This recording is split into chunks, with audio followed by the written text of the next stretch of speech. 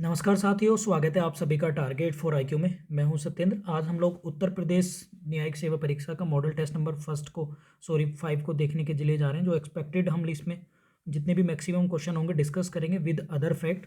सबसे पहला क्वेश्चन है, ब्रिटिश संसद के लिए चुने जाने वाले पहले भारतीय थे, तो वो थे दादा भाई नौरोजी। और दादा भाई नौरोजी जो है grand old man of India के नाम से जाना जाते हैं। इनकी पुस्तक थी poverty and un-British rule in India, जो धन के निष्कासन यानी ड्रेन थ्योरी को बताती है। और इन्होंने पर कैपिटा इनकम बताने वाले भी पहले भारतीय थे, याद रखेंगे। तो ये इनसे रिलेटेड बड़ी इंपॉर्टेंट बात है।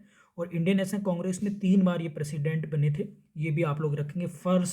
फर्स्ट पारसी प्रेसिडेंट थे 1887, जो कलकत्ता अधिवेशन हुआ था उसमें जो है प्रेसिडेंट बने थे। इसके बाद है भारतीय राष्ट्रीय कांग्रेस, किस अधिवेशन में पहली बार जो है तिरंगा फहराया गया। अब देखो, मैं भारतीय राष्ट्रीय कांग्रेस है इसी के बारे में बता देता हूँ। 28 दिसंबर 1885 को इसकी स्थापना हुई बम्बई के गोकुलदास तेजपाल। ये सब चीज़ें आप चाहें तो सुनते रहेंगे ना तो भी याद हो जाएगा। गोकुलदास तेजपाल संस्कृत महाविद्यालय के प्रांगण में, और 72 लोगों ने पार्टिसिपेट करा था। और इस भारतीय राष्ट्रीय कांग्रेस के जो अधिवेशन हुआ था, इसकी अध्यक्षता करी थी, बम्बई में ये हुआ था। और इसकी जो अध्यक्षता करी थी वो करी थी WC बैनर्जी ने। ये आप लोग याद रखेंगे, ठीक है। भारतीय राष्ट्रीय कांग्रेस की अगर हम बात करें तो इम्पोर्टेंट इसलिए भी है क्योंकि इसका पहला अधिवेशन बम्बई में हुआ। आप लोग ऐसे याद रख सकते हैं, बम्बई पहला। दूसरा इसका हुआ था आपका मद्रास, कोलकाता। तीसरा आप लोगों का मद्रास में, और चौथा हुआ था इलाहाबाद में, ठीक है।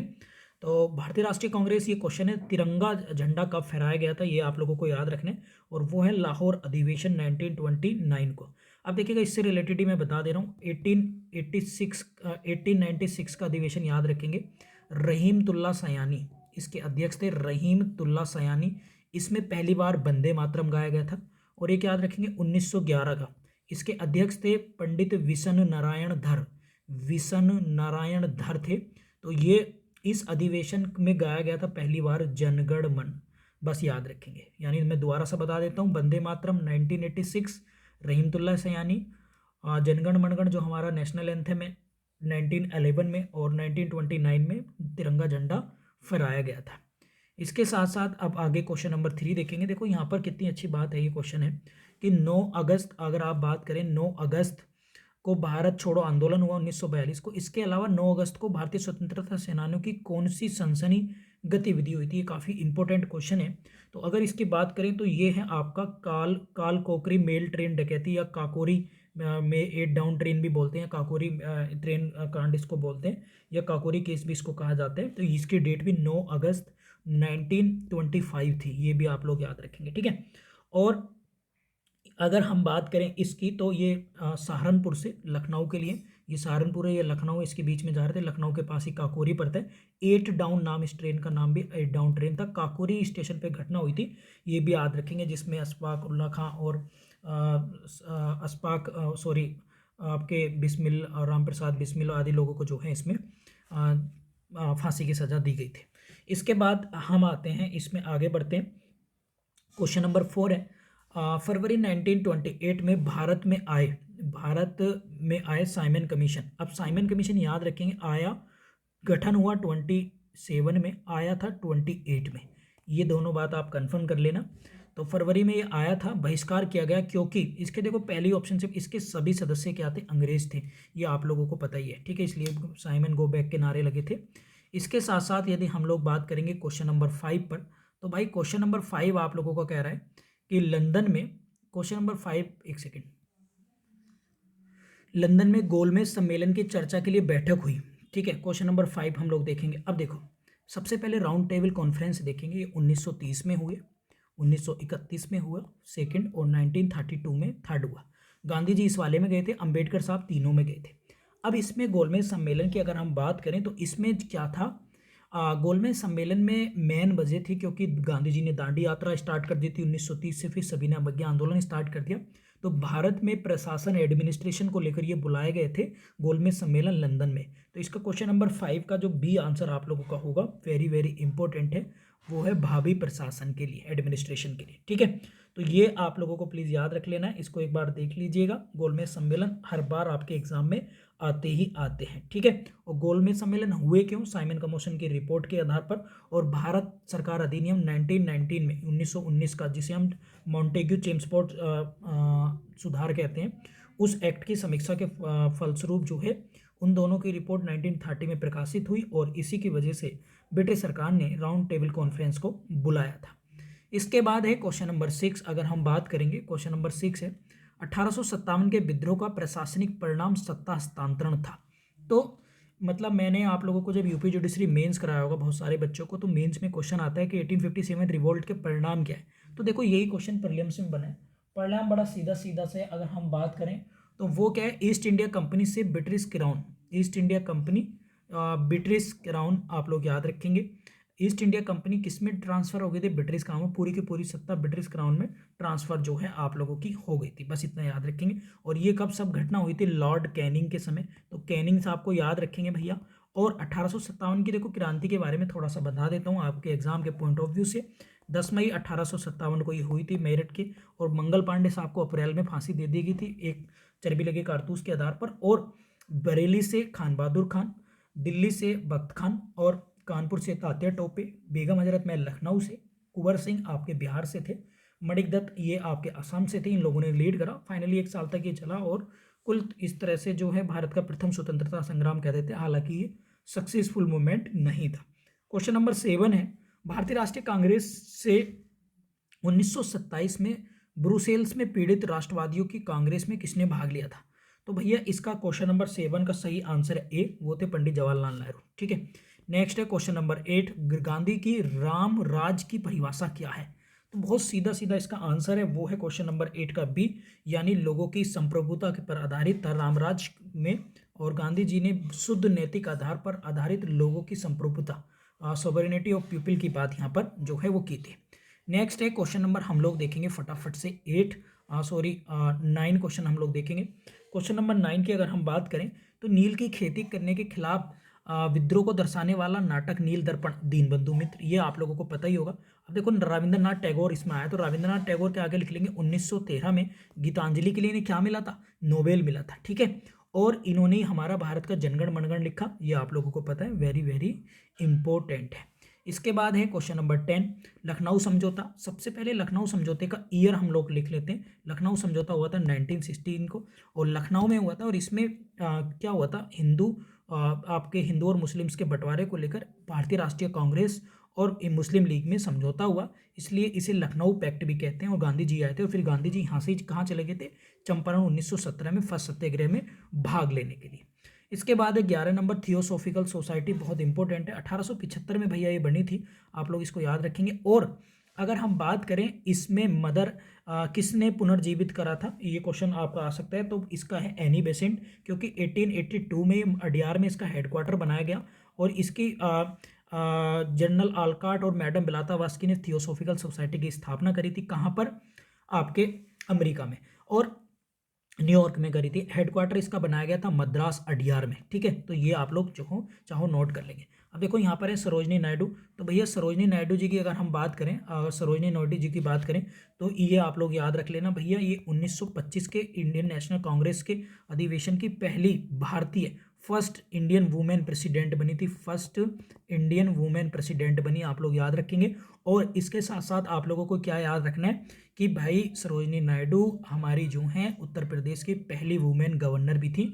ये भी प्लीज़ आप लोग जो हैं याद रखिएगा, ठीक है भैया। इसके बाद है लाला लाजपत राय पुलिस की बर्बरता के शिकार हुए थे, किसके विरोध प्रदर्शन कर रहे थे? ये अभी हम क्वेश्चन डिस्कशन कर चुके हैं, साइमन कमीशन के, जो 1927 में गठित हुआ। और आया कब था? वो आया था 1928 में, ठीक है। रॉलेट एक्ट आप लोगों को पता है 1919 में आया। जलियांवाला बाग इसकी वजह से हुआ था 13 अप्रैल 1919 को, जलियांवाला बाग हत्याकांड। मार्लियामेंटो रिफॉर्म आपको पता है 1909 में आया था, मुसलमानों को अलग से वोटिंग राइट्स। ये आप लोग याद रखेंगे भैया एग्जाम के पॉइंट ऑफ व्यू से, ठीक है। इसके साथ साथ हम आगे, आप लोग कमेंट बॉक्स में अच्छे बताइए मुझे, जितने भी बच्चे लाइव देखने प्लीज़, कि पिट्स इंडिया एक्ट कब आया था, जल्दी से सारे बच्चे। इसके बाद है क्वेश्चन नंबर 13 हम लोग देखेंगे। 13 क्वेश्चन है, किसी देश की राष्ट्रीय आय निम्न में से किसके बराबर होती है? तो क्वेश्चन नंबर 13 हम लोग देखेंगे, राष्ट्रीय आय वो है बाजार कीमतों पर शुद्ध जो भी हमारी मार्केट प्राइस है उस पर जो भी हमारी शुद्ध राष्ट्रीय उत्पाद है उस पर हमारा जो है नेशनल इनकम होती है। तो ये आप ऑप्शन नंबर बी याद रखेंगे। ऑप्शन नंबर 14, एक उच्च बचत वाली अर्थव्यवस्था होने के बावजूद पूंजी निर्माण के कारण उत्पादन महत्वपूर्ण वृद्धि नहीं होती। तो ऑप्शन नंबर 14 का आप लोग रखेंगे उच्च पूंजी उत्पादन अनुपात के कारण। ये आप बाकी तीनों इसमें सही है। उच्च पूंजी निर्माण कब नहीं होगा? जब कमजोर प्रशासन होगा, निरक्षरता, लोग पढ़े लिखे नहीं होंगे या ज़्यादा यहाँ पर घनत्व होगा जनसंख्या। तो ये तीनों कॉजेज हैं जिसकी वजह से हम लोग अपनी अर्थव्यवस्था को हाई लेवल पर नहीं लेके जा सकते। क्वेश्चन नंबर 15 है, यदि कारखाने पूरी क्षमता के उपयोग पर चल रहे हैं तो पूंजी की सीमांत उत्पादकता होगी, यानी पूरी तरीके से कारखाने अपने काम चल रहे हैं, पूरी तरीके से यूटिलाइजेशन उनका चल रहा है, तो उसका ओबियसली जो प्रोडक्शन होगा वो पॉजिटिव ही होगा, सकारात्मक होगा। 15 हो गया। केंद्र सरकार के कर्मचारियों का वेतन यानी जो महंगाई भत्ता है किस सीपीआई मुद्रास्फीति सूचकांक से जुड़ा है, यानी जो महंगाई भत्ता है वो किस सीपीआई से जुड़ा है? तो कैपिटल पर इंडेक्स बोलते हैं इसको। तो वो अगर हम बात करें 16वें का सही आंसर आप लोगों का हो जाएगा वो बी, सीपीआई औद्योगिक श्रमिक इंडस्ट्रियल लेबर से ये जो है जुड़ा है। क्वेश्चन नंबर 17, निम्नलिखित में से कौन सा अर्थव्यवस्था के खुलेपन की डिग्री एक सामान्य उपाय है? तो क्वेश्चन नंबर 17 का आपका आंसर हो जाएगा वो है आपका क्वेश्चन नंबर 17 है सकल घरेलू उत्पाद के प्रतिशत के रूप में वस्तुओं और सेवाओं का निर्यात और आयात। इसके बाद है कौन सा देश पिछले वर्ष भारत के लिए माल के लिए शीर्ष निर्यातक देश बना रहा? मतलब ऐसा देश जो भारत से ज़्यादा भारत ने उसको एक्सपोर्ट किया है चीज़ों को। क्वेश्चन नंबर 18 है तो वो यूएसए है। ये मैंने करंट अफेयर की मैगजीन में भी आप लोगों को रखा है। आप लोग लास्ट टाइम पर इसका सोल्यूशन भी आपको मिल जाएगा अगर टेस्ट सीरीज ज्वाइन करना चाहते हैं। यूपी जुडिशरी के लिए एक्सपेक्टेड है और साथ में हमारी मैगजीन अगर करंट अफेयर के लिए आप लोग खरीदना चाहते हैं तो खरीद सकते हैं हमारे ऐप से जाकर ये टेस्ट सीरीज भी परचेज कर सकते हैं आप लोग, ठीक है। और नहीं तो आप लोग ये नंबर है हमारा, इस पर आप व्हाट्सएप या कॉल करके भी क्वेरी ले सकते हैं। इसके साथ साथ आप आगे बढ़ेंगे। किस देश ने, ये हमारा हो गया 18, 19 से निम्न में से कौन सी स्थिति देश की मुद्रा के मूल्यह्रास का कारण बनेगी? क्वेश्चन नंबर 19 हमें देखना है। भैया मुद्रा का मूल्यह्रास का मतलब है कि जो हमारे रुपया है उसमें गिरावट आ रही है, तो सीधा क्या कारण बनेगा? 19 का है डी, इनमें से कोई नहीं है। विदेशी निवेश नहीं, बाजार दर में वृद्धि नहीं, निर्यात में नहीं, ये आप लोग याद रखेंगे। अगर यहाँ पर ऋण होता तो आप लोग जो है उस पर देख सकते थे, एक बार उसका सही आंसर होता। इसके बाद है किस देश में अपने व्यापारिक भागीदारों के साथ निर्यात और प्रतिस्पर्धात्मक को निम्नलिखित में से किस विनिमय दर के माध्यम से अच्छा मापा जा सकता है? क्वेश्चन नंबर 20 आप लोगों का सही होगा, वो होगा वास्तविक एवं प्रभावी विनिमय दर। विनिमय दर को बोलते हैं एक्सचेंज रेट, ठीक है। तो ये कुछ 20 क्वेश्चन आप लोगों के थे। अब मैं आप लोग क्योंकि इसके बाद मैं अगले क्वेश्चन की ओर लेके चल रहा हूँ आप लोगों को। नेक्स्ट है क्वेश्चन नंबर, यदि भारत का प्रधानमंत्री संसद के उच्च सदन को से संबंधित है तो उच्च सदन से संबंधित का मतलब है लोक राज्यसभा, और राज्यसभा कौन से आर्टिकल में? 80 आर्टिकल में, ठीक है। तो आपको क्या करना है? 6 महीने के भीतर उसे निचले सदन का सदस्य बनना होगा। ये तो कोई बात समझ में नहीं आ रही। फिर क्या है? केवल उसे उच्च सदन में बयान दे सकते हैं, ये भी कोई गलत है। वह पिछले सदन में बजट में नहीं बोल सकता, ये भी। अविश्वास प्रस्ताव आने की स्थिति में वह अपने पक्ष में मतदान नहीं कर पाएगा, यदि कहाँ से? उच्च सदन का है, ये भी आप लोग याद रख लेना, ठीक है। तो आप लोग इसमें ध्यान रखेंगे, ठीक है। यदि किसमें? अविश्वास, क्योंकि अविश्वास प्रस्ताव हमेशा लोकसभा में आता है, क्योंकि इसलिए आप लोगों को यहाँ पे थोड़ा सा तर्क लगाना पड़ेगा भाई, ठीक है। और लोकसभा आर्टिकल 21 में, 81 में। इसके बाद है भारत का नियंत्रक लेखा महापरीक्षक के बारे में गलत कथन आपको बताना है 26। अब देखो गलत कथन क्या बताना है आप लोगों को। पहली बात तो महालेखा नियंत्रक कैग को बोलते हैं, कंप्ट्रोलर ऑडिटोरियल ऑफ जनरल, आर्टिकल 148 की बात हो रही है। तो लेखा माने भारत सरकार की ओर से राज्य सरकार का प्रधान सलाहकार होता है, ये तो गलत है, यही ऑप्शन सही होगा इसका। तो 26 का एक, बाकी तो हर एक आप लोग पढ़ो भी नहीं पढ़ो तो भी ठीक हो जाएगा, ठीक है। नेक्स्ट एक क्वेश्चन है आप लोगों का, ये मुझे ऊपर ही दिख रहा है, ये है भारतीय प्रशासनिक सेवा और भारतीय पुलिस सेवा को समाप्त करने की सिफारिश निम्न में से किसने की थी? तो सही आंसर है 29 का, वो हो जाएगा सी, राजमन्नार आयोग। और राजमन्नार आयोग आप लोग लिख लेंगे 1949, तमिलनाडु से जुड़ा है ये। और कोठारी आयोग आप लोग याद रखेंगे 1964 से 66 के बीच में। धार आयोग आप लोग याद रखेंगे 1948, और आप लोग केलकर कालेकर रखेंगे 1953, ठीक है। अच्छा कमेंट बॉक्स में मुझे बताइए आप लोग बलवंत राय मेहता समिति और अशोक मेहता समिति बनने के ईयर कमेंट बॉक्स में बताइए।